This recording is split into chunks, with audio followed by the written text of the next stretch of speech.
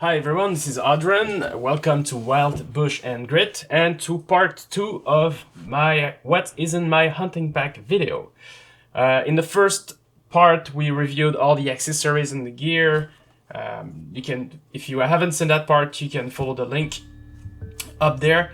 And for part 2 here, I'm gonna show exclusively what is in my medikit. To give you a little bit of context, where I hunt with my friends, we are fairly deep in the wood, off the grid. Accessibility is very hard, very difficult.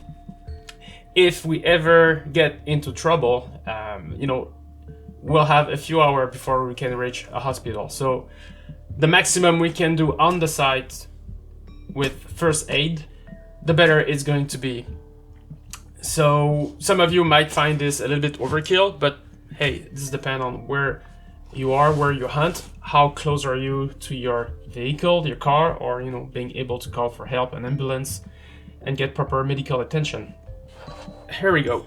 Here on the top, what I have readily accessible is a tourniquet. So if there is a severe hemorrhage that needs to be controlled, I have here on top my soft tea, and this is the white version, and it has also a tag where you can put the time that you put the tourniquet on.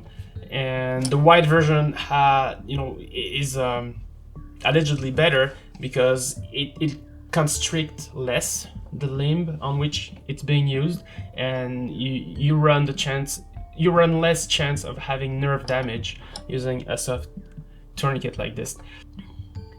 So a tourniquet can definitely cause nerve damage, but the downside of not using a tourniquet could result in death. So severe hemorrhage are no jokes, and I'd rather stay alive and deal with some nerve damage that I've done to myself down the road.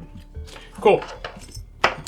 So this pouch here, so that's specifically for a tourniquet, and I keep the tourniquet here so I don't need to open the bag and search inside the bag to find my tourniquet, because if you need a tourniquet, seconds really matters, and having it on top readily is super important.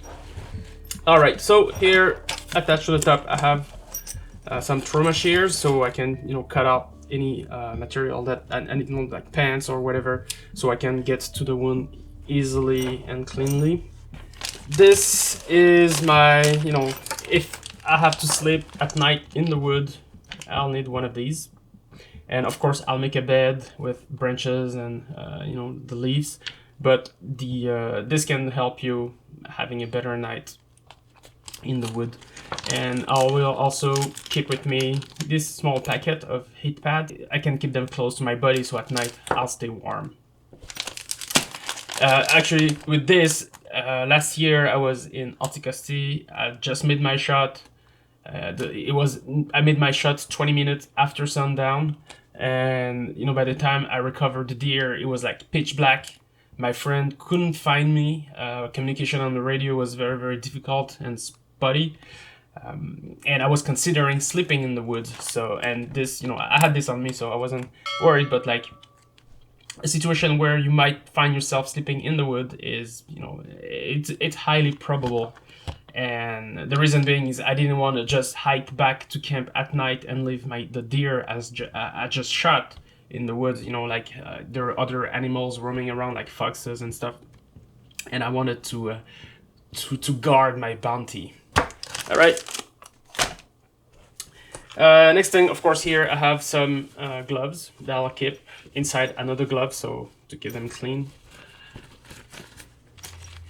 I have some gauze here to apply bandages and stuff like that, and I have also an Israeli bandage, and this is great. It's I will use this one on a large wound. You can dress up a wound and apply a lot of attention, and also help control bleeding. And speaking of control bleeding, I'll use some hemostatic agent on the clean the wounds, apply some hemostatic agent, and then wrap the wounds with these things. Also for the gauze, I will use you know, sometimes I have a roll of tape,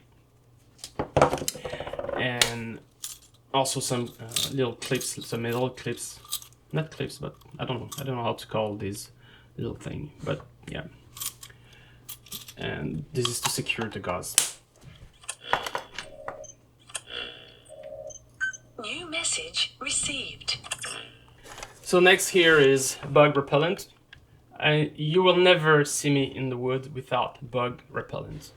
The main reason is I learned the hard way that mosquito really loves me. I don't know what's in my blood, but mosquitoes, black flies, and all other blood-sucking insects really love Audren. And this is lifesaver for me. This is so this is to make splints to secure a broken limb, and you know you want to immobilize, let's say, an arm or a leg. So you unroll it. I can work this with only one hand. Let's say if I broke my left arm, I could operate this with only one hand. Put it on. I would use the gauze, sorry, to wrap it around my arm and secure. You know, when you have a fracture that you immobilized, it's kind of help a lot with the pain, and it could make the difference of being able to crawl back to camp or being transported, to camp and into a car. And also immobilizing a fracture actually help reducing all the secondary damage that you could do to yourself while you're moving. Let's say your arm is broken and your arm not being secured.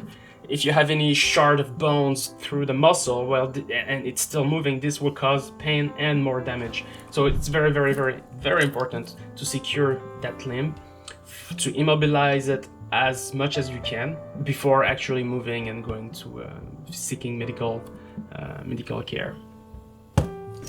And yeah, so we have two more. Oh yeah, so here on top, allergies pill. We know what it's for, and I also keep a twin pack of Hyphen Vent. And this is usually, definitely, of course, the chances of me using this are very thin, but it's important that, to me, I know I have one, and in the event that something really bad happened, I have one of these. And this is for entry and exit wound, and, the upper body and torso area. This saves lives, people. This saves lives.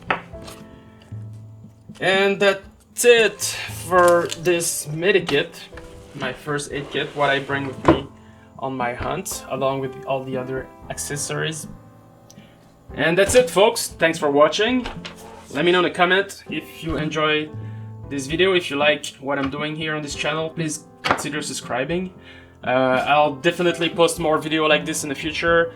And that being said, see you next time, folks. See ya. Stop recording.